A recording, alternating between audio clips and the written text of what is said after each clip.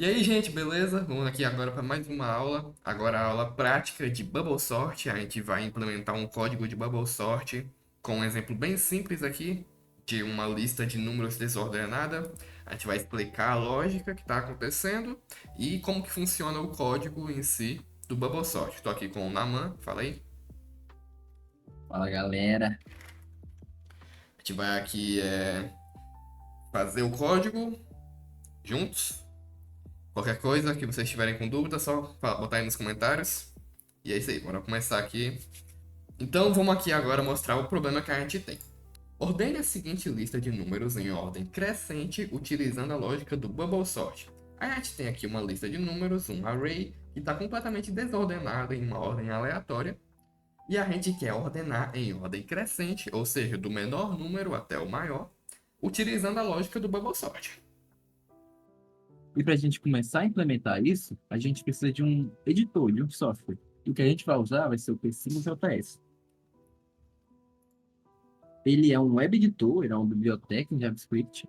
A gente não vai falar muito sobre ele, mas vai ter um linkzinho de um vídeo para caso você não saiba como mexer direito, como, enfim, se localizar dentro dele, a gente vai deixar um videozinho de introdução ao P5JS. Então vamos lá. Vamos primeiro passar aquela lista para o nosso código. Então a gente vai aqui agora criar uma variável let, que vai ter um array to sort, que vai colocar aqui, declarar o array, né? Que seria esse array que a gente vai ordenar. E aqui são os números que a gente tinha colocado ali no problema. Mas agora como é que a gente já criou aqui o array, o que, que a gente faz agora? Beleza, a gente não vai ordenar ele ainda agora. Seria legal se a gente conseguisse ver o array bagunçado no console e depois ele ordenado. Como é que a gente poderia fazer isso? Então a gente vai criar aqui no setup, a gente vai colocar um console log, o array não ordenado. E aqui nesse console log a gente vai colocar aqui o array to sort. Dessa forma aqui vai aparecer ali no console aqui embaixo o array não ordenado ainda, ó. Tá aqui na ordem aleatória. Beleza, agora a gente tem o array não ordenado, mostrando no console log. Então agora vamos para o trabalho braçal, né? Vamos criar a nossa função do bubble sort. Como é que a gente criaria essa função? Vamos lá. A gente cria aqui, ó, função bubble sort, que vai receber como argumento o array. Deixa eu colocar dentro do parênteses. E aí dentro desse bubble sort array, a gente vai colocar o quê? Uma variável j para ser o nosso caminhante. Ela vai percorrer o array. Vai do índice zero até o final. Beleza. Então a gente vai ter que criar um for, que vai aqui, a gente vai declarar agora a variável j, que vai começar com zero. Esse j, ele vai andar até o tamanho completo do array, que é aqui o tamanho do array, a gente escreve como array.length, que é o tamanho do array em inglês, né? Array, eu vou colocar aqui -1, daqui a pouco a gente explica por quê. E j mais, porque vai somando de 1 em 1. Agora a gente já tem aqui uma variável j que vai rodar o código inteiro aqui, o array. Isso. Esse j ele vai comparar o par atual j com o próximo j mais um. Não. Esse j, o atual, ele vai se comparar com o próximo j mais um. E isso vai fazer essa fila andar. Agora, por que esse -1? Vamos supor que a gente tem uma fila de 5 pessoas. A última pessoa ela vai estar no índice 4, já que são 5. Quando o j chega no índice 4, ele vai tentar comparar com um vizinho 5, o índice 5. Só que não existe. E para não cair no abismo, no erro undefined, a gente para um passo antes. O JavaScript ele corrige essa falha, mas para a gente não escrever um código errado, logicamente, a gente vai colocar esse -1. Então, beleza. Agora, com isso, a gente já está andando pela fila. O J já está conferindo do começo ao fim. Só que a gente não tem nada para agir, então a gente precisa agir. Então vamos pensar o seguinte: se o número da esquerda, o array J, ele for maior que o da direita, que vai ser o array J mais um, eles estão errados de acordo com a lógica do Bubble. E a gente tem que inverter essas posições. Beleza, então a gente Então o que vai que a gente vai aqui fazer? e vai fazer um if. E aqui, se o elemento que está no índice J for maior que o elemento que está no índice J mais um, tem que fazer alguma coisa. Tem que Exatamente. trocar eles de lugar, né? Porque eles estão invertidos os lugares. Mas como que a gente vai fazer essa troca? Para explicar logicamente, vamos pensar num copo vazio. Imagina um copo com suco, que vai ser o índice J, e um com leite, que vai ser o J mais um. Para trocar esses líquidos sem eles derramarem, sem a gente derramar um para colocar no copo do outro, a gente precisa de um terceiro copo vazio, que vai ser o nosso tempo. Então a gente vai agora aqui criar essa variável temporável, por isso eu vou colocar aqui temp. E ela vai receber aqui o valor que a gente tinha no array aqui no índice J. Depois a gente vai pegar esse array do índice J, que ele vai receber o valor do array do índice J mais um. Opa, pronto. E aí depois esse array J mais um vai pegar o valor da variável temporável. Agora bora só explicar um pouco melhor aqui como é que funciona aqui essa troca, né? Sim, vamos continuar aqui a lógica do copo vazio. Nós temos ali o tempo igual ao array J. Esse tempo igual ao array J seria despejando o suco nesse copo vazio, no terceiro copo. Em seguida, nós temos o array J igual ao array J mais um, que seria a gente despejando o leite no copo do suco, que agora está no copo vazio, no terceiro lá. Agora a gente vai pegar o suco que estava no vazio e vamos despejar no copo do leite, que é o array J mais um igual ao tempo. E com isso a gente fez essa troca sem precisar derramar. Pois é, para a gente conseguir trocar os valores aqui do J para o J mais um, a gente precisa ter essa variável temporável, porque senão se a gente fizesse só assim, por exemplo, ó, logicamente isso aqui talvez aqui vai ser certo, né? Ó, array J vai ser igual a array J mais um. Aqui na lógica escrito parece que tá certo, né? Troca de valor, né? Tipo, um igual ao outro. Mas se só faz isso aqui, eles vão ficar iguais. Tipo, os dois valores vão ficar iguais. E aí não é isso que a gente quer, né? Por isso que a gente precisa criar essa variável temporável, que ela vai pegar o valor de um deles, depois os outros dois vão trocar. Aí essa variável temporável que guardou o valor de um deles vai ser o valor desse daí que ficou sem valor, né? Ficou sem um dos números. Por isso que a gente precisa dessa variável temporável. Ok, a gente já consegue rodar esse código. Mas se a gente rodasse agora, mostra aí, Pedro, o que aconteceria. Pois é. Uma aqui é chamar a função bubble sort aqui dentro do setup. A gente vai tentar ordenar, né, com o bubble sort o array to sort, que é o array que a gente colocou ali em cima, né? Pronto, tá chamando a função. Agora, para aparecer no console, a gente vai colocar aqui, ó, console log array ordenado. Vamos ver o que está acontecendo. Mais array to sort. Está tudo certinho. Vamos ver o que acontece. Opa, aqui. Mudou alguma coisa, mas vamos ver o que mudou aqui. Como vocês podem ver, ele ordenou alguns números, que no caso foi somente o 53, e o resto ficou bagunçado. Por que ele fez isso? Porque ele só passou uma vez pelo código inteiro. O 24, que a gente pegou ali no começo,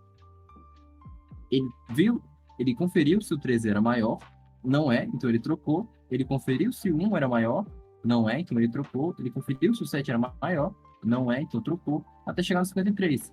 O 53 era maior, então ele parou e ele pegou o 53. O 53 é maior do que 21? Sim, então ele trocou. E beleza. Só que não é isso que a gente quer que ele ordene totalmente o código. E para isso, a gente precisa de um chefe para mandar o J passar pela fila várias vezes. Então, o que que a gente vai fazer? A gente vai criar um loop in para controlar essas rodadas, né? Ah, entendi. Porque com o J ele só ordenou um, né? Então a gente precisa que esse J ele volte e rode várias vezes. Para isso que a gente vai fazer Exatamente. esse outro loop, né? Agora, tem que criar a variável i, que ela vai receber primeiro o valor de zero inicialmente, né? Aí esse i tem que ser menor do que o array.length, length menos um. E também o i vai sendo somado de um em um, mais. E aí a gente vai colocar todo esse for aqui desse j aqui dentro desse daqui do i. Então a gente vai Isso mesmo. só colocar aqui. E agora aqui dentro do j a gente vai ter que fazer só colocar um negocinho a mais. Esse negócio aqui, ó. Menos i aqui no j menor que o array.length menos um menos i. Isso aqui, agora a gente vai explicar por que precisa disso aqui. O i, ele é como se fosse tipo uma parede móvel. A cada rodada completa do i, o maior número restante ele já encontrou o seu lugar na lista, ele já está definitivo no final da fila. Pois é, por Então, exemplo, aqui não, o basicamente vai ser assim. 53. 53 ele já tá no canto certo dele, né? Ele é o maior número, ele tá no último lugar. Exatamente. Na próxima, na próxima rodada, o segundo maior vai para o penúltimo lugar. Então, ali no nosso caso, seria o 24. E o que que esse i está dizendo ao J? Esse menos i está dizendo ao J? Ele basicamente fala assim, não vai até o fim, para onde a parte ordenada começa. Então, se a gente tem o 53, o 53 e o 24, esse i está dizendo, tu não precisa chegar até o 24 novamente. Nem o 53, porque eles dois já estão ordenados. Pois é, dessa forma aqui, vamos ver como é que tá agora aqui o nosso set rodar o código. Opa! Funcionando já, ó. Voa lá, deu certo. Agora a gente já tem aqui o array não ordenado aqui, do jeito que a gente tinha colocado anteriormente, ó. E aqui embaixo o array ordenadinho, ó, em ordem crescente. 1, 7, 12, 13, 21, 24, 53. Perfeitinho. Perfeitinho. Esse código já é o bobo sorte, galera. Só que temos um porém. Ele funciona, mas é como se ele fosse um inspetor cego. Por que inspetor cego? Mesmo se a lista ela fica pronta na segunda rodada, esse inspetor ele vai continuar trabalhando até o fim. Então, o que a gente tem que fazer? A gente tem que criar basicamente uma bandeira. E aí, se eu passar pela fila inteira e eu não tocar em nada, significa que está tudo pronto e eu posso parar. Esse é o raciocínio dessa bandeira. Então, o que que a gente vai fazer, Bruno? Beleza, então para isso a gente vai ter que criar aqui uma variável. A gente vai colocar aqui, ó, swapped. Seria tipo, houve troca. A primeira ela vai iniciar como falsa. Que ela vai assumir que sempre no começo de cada rodada do J, cada vez que o J for rodar ali o código, ela vai começar a bandeira desligada. Ou seja, vai assumir que tá tudo ordenado neste momento. E aí, se essa condição aqui do J for maior que o J mais um, ou seja, se o elemento da esquerda for maior que o elemento da direita, então, opa, tem que fazer alguma coisa, tem que trocar. Foi trocado alguma coisa. Então, o swapped vai ser true. A gente vai colocar o swapped como true. Sempre que essa condição aqui for atendida, o swapped vai ser true. E quando não for atendido, ou seja, se o swapped for não verdadeiro, ou seja, esse negocinho aqui significa que ele é não verdadeiro. A gente vai então parar o código, break. Se rodar aqui, vai ver que funciona do mesmo jeito. Assim, parece que não muda nada, né? Porque aqui é um array muito pequeno, é um array assim muito curto, com poucos números e tudo mais. Mas para um array assim grande, Isso aqui deve dar uma performance e otimizar bastante o código. Então é basicamente isso, galera. Esse swap de final, que é o do break, ele faz a pergunta: se rodou tudo, a bandeira continua falsa, então acabou o trabalho. Porque essa bandeira reseta a cada verificação que o nosso inspetor faz, que seria o J. Ele vai até o final e vê se tem alguma troca para fazer. Se não tem, ele volta até o começo. E aí o swap ele vai dar falso. Quando der falso, ele vai encerrar o código. A gente não vê, não, a gente não viu uma diferença muito grande no nosso código, porque o nosso array é pequeno. Mas essa diferença de otimização em um array muito grande, para o Bubble, que é um dos, se não o mais lento dos algoritmos de sorte, é uma diferença muito grande, muito grande. Então, é basicamente isso o código. O Pedro vai dar uma mostrada aí de novo, para vocês lerem. Beleza. E é isso a aula de hoje. Só que mostrando de novo o código, né? A gente criou aqui esse array, que é aqui com os valores que a gente tinha colocado ali na questãozinha. A gente primeiro mostrou aqui o array não ordenado, e depois a gente vai chamar a função do bubble sort para ordenar o array to sort, e vai mostrar depois o array ordenado. E aí a função bubble sort em si, que é o que a gente nos interessa, ela lá recebe esses dois laços for, um para verificar para trocar para verificar os pares de cada do array, né? Cada par do array ele vai verificando cada um, vendo se é maior ou menor. E aí aqui nesse if, né? Se essa condição for verdadeira, a gente vai usar essa variável temporável para trocar os valores de um para o outro, da esquerda para a direita. E aí, esse outro for aqui, esse outro laço com o i, ele serve para rodar isso várias vezes até que o array fique ordenado. E aí, esse daqui do swapped, começando como falso e sempre que tiver a troca ficar true. E aí, essa condição aqui de se a bandeira tiver falsa, então a gente vai breakar. Isso aqui é mais por uma questão de otimização, mas em questão assim de funcionar o código não é 100% necessário. Mas então é basicamente isso mesmo, o código assim para um bubble sort bem simples, não tem muita complicação. Se vocês tiveram alguma dúvida, é só comentar aqui embaixo. E agora aqui a gente só queria mostrar para vocês também um exemplo um pouco mais visual. Beleza, então a gente está aqui agora um exemplo visual. É um código bem grande, é um pouco mais complexo, porque para implementar isso aqui de forma visual, a gente tem que fazer com que o Bubble Sort ele funcione assim, digamos que entre aspas, mais lentamente. Porque para mostrar isso acontecendo passo a passo aqui na preview, a gente precisa fazer algumas modificações aqui do código. Então, a gente não vai entrar em detalhes desse código aqui, porque ele é meio que só uma maneira de mostrar um pouco mais visualmente como que funciona. Vou aqui mostrar, dar play aqui para vocês. Tá aqui o nosso array, ó. E aqui como é que funciona o Bubble Sort, né? Essa é a mesma lógica que a gente explicou. De par em par, ele vai comparando pares por pares até que fique tudo ordenado, ó.